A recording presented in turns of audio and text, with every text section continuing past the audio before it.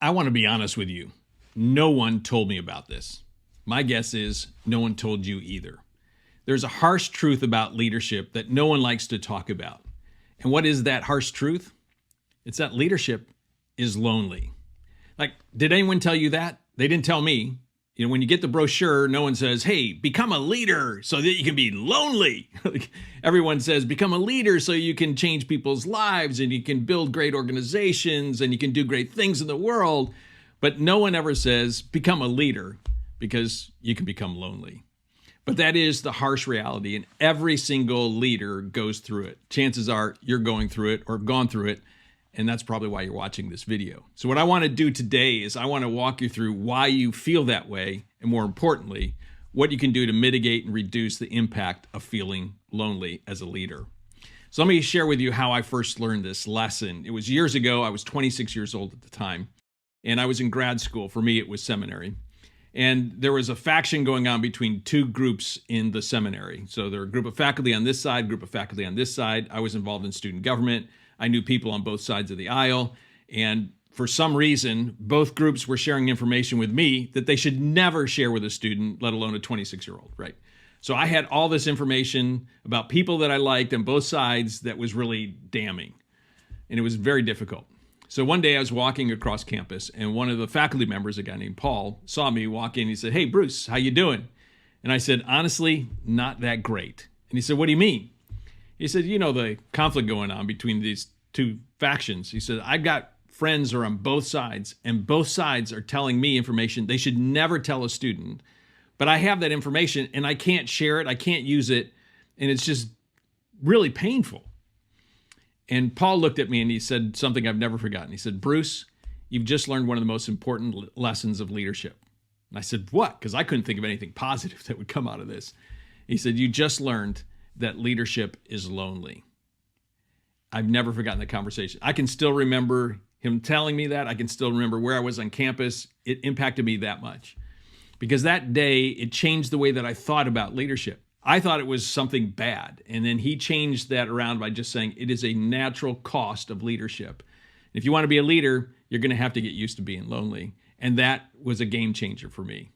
So what I want to do now, that's when I first learned it, is help you understand why it is that you probably feel lonely. And you will always feel lonely as a leader. So my goal isn't here to depress you, but let me help you understand why you're going to feel lonely.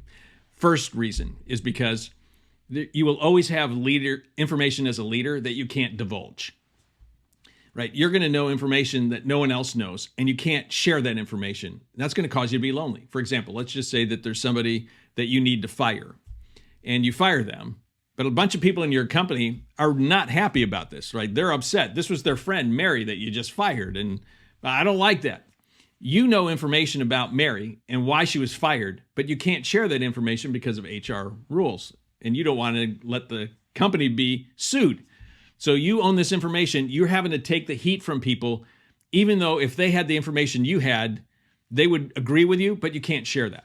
You want to know why you feel lonely? One of the reasons is because you will always have a lot more information than anyone else in your company, and you can't share that information with them. That's reason number one. Reason number two is because as a leader, you can be friendly, but you can't be friends with your people. You can be friendly, but you can't be friends with your people. Every now and then I'll watch a leader break this rule and they'll try to be friends with their people. And then what happens is that the one or two people that they're really close friends with, they don't hold them accountable like they hold everybody else accountable, right? Because, well, if I hold this person accountable, then it's going to make that vacation that we're going on with them in 2 weeks like totally miserable. My wife's going to be upset with me. Our husband's going to be upset with me. My kids are going to be upset with me. Like everything's going to be bad. Like I can't do that. Like whenever somebody breaks that rule and they try to be friends with their people, they will never hold them accountable like they would hold any other employee. You can't do it. On the other hand, for them, they can never fully be friends with you because if they really told you what they're thinking or what they're feeling or what they've done, you could fire them or you can make their lives miserable. So they're never going to fully be friends with you and you can't really fully be friends with them. So just stop it. Be friendly, but don't be friends because you can't be friends with them. That's going to cause you to be lonely because you've got a bunch of people around, but you can't be friends with them. You can just be friendly. Reason number three is because you have to keep people's morale up. You have to keep your people's morale up. Your job as a leader is to produce results through other people. Your job is to create leverage. That's what you do as a leader. So if you take any group of people and their skill set's right here and their morale is high, they produce here. Same skill set and the morale is low, they produce here. So if you want to be a good leader, you want to pump up the morale every day, because the same group of people are going to produce better when morale is higher. Like, that's your job. Every day you come in, you should be trying to figure out, like, how do I blow wind into the sails of these people? How do I make them feel great? Because that's going to allow them to produce at their prime. But what's going on in your head? A lot of crap. Like, you're thinking about, hey, our sales pipeline doesn't look really good. Now, like, are we going to be able to keep everyone employed this next quarter? You're thinking about payroll the next week. You're thinking about a server issue. You're thinking about some financing issues. You're thinking about the line of credit, if you're using a line of credit. You're thinking about, an employee who is thinking about leaving. You're thinking about a competitor that's coming into town. You're thinking about all that stuff. If you told all of your people what goes on in your brain, they would be totally depressed. So you can never do that. You will always have information that you can't share, not just because it might cause litigation, but because it might actually depress them. They might not be excited. They might not want to be a part of the company. They might leave and think, hey, if it's going that bad, like, I better, leave and find a new job before I lose my job, because this company might not be in existence 6 months from now. Like, you can't let them know all this stuff in your brain, because your job is to pump them up and keep morale high. So you want to know one of the reasons why you can never feel, fully engaged and like you've got people around you who get you? Because you can't. As a leader, you're going to be lonely. That brings us to reason number 4, is that you don't, if you're a good leader, you don't want to poison your people against other people in your company. So let's say you've got Paul and you've got Angela, and Angela's underperforming here, and you can't, and you're having lunch with Paul. Like, you don't want to tell Paul what you know about Angela, because then Paul's going to know about Angela, and now you're going to poison him toward Angela. And you don't want to do that as a good leader. You want to keep all the relationships at a high level, and you want people to like one another and encourage one another, be supportive of one another. You don't want to start dividing up people. That's what bad leaders do. Good leaders don't do that. So as a leader, even when you see something going on, and maybe someone might be, a good friendly person toward you, like Paul and you are having lunch together, you still can't even share with Paul at lunch about this thing that's on your mind, because you would end up poisoning Paul against Angela. So you're going to feel lonely. And that brings us to the 5th and final reason why you're going to feel lonely. And by the way, my goal here is not to depress you. The 5th reason why is because unless somebody is sat in your seat, they'll never get it. Most people that you're going to employ over the span of how long you're going to be leading companies, most of them are going to be employees. They'll have never been an owner or a partner, so they're never going to get it. Most employees, when they show up at work, they start thinking about work. And when they leave work, they stop thinking about work and move on to the rest of their lives. You don't have that freedom, do you? Right? Because you're thinking about the whole of your company. You're not just thinking about their job. You're thinking about everything.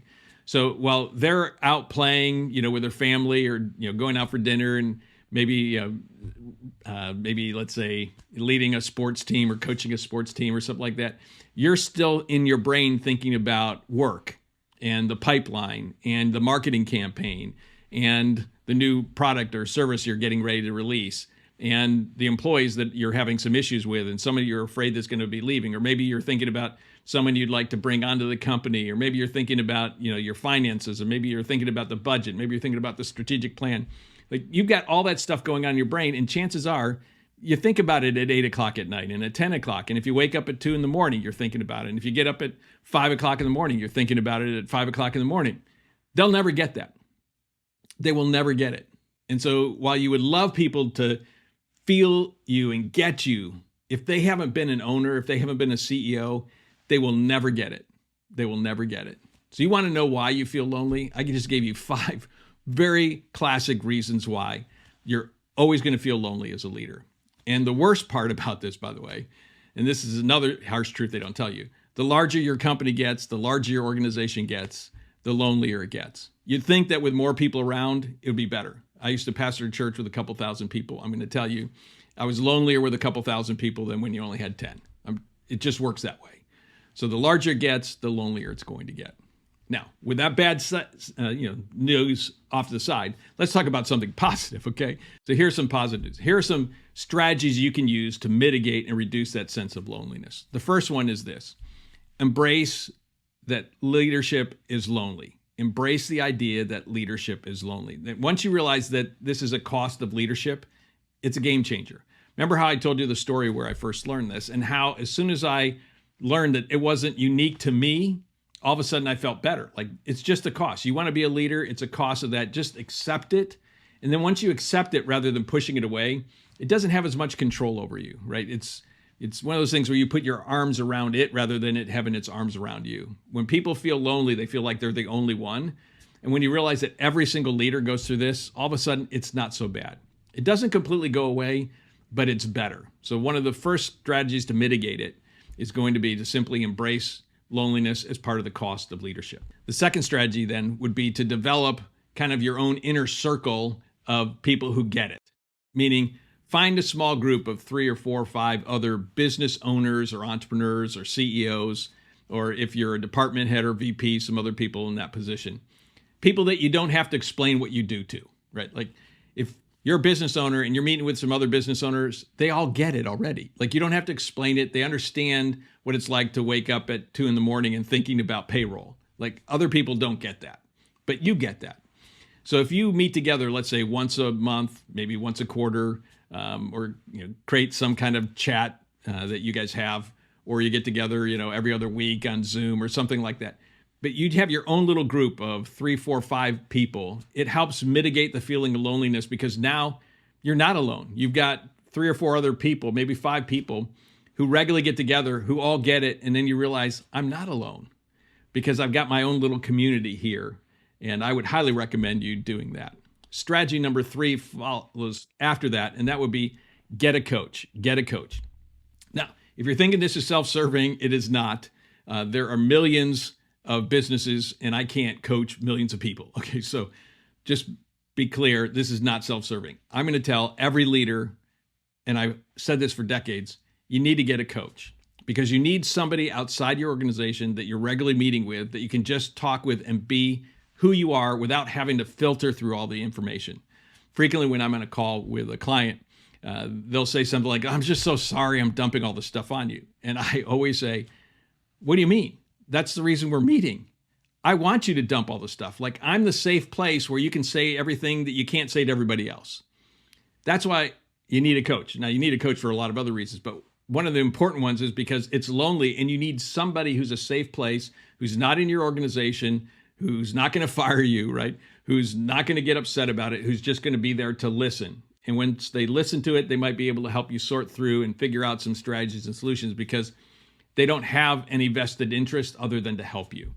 So I'm going to tell you, if you're feeling lonely, you need to get a coach in addition to getting that small little inner circle of people who get it. I think both of those strategies work really well together along with the first one. And then that leads to the fourth strategy, and I think you should do all 4 of these. That'd be my recommendation. That is, become a student of leadership and leaders.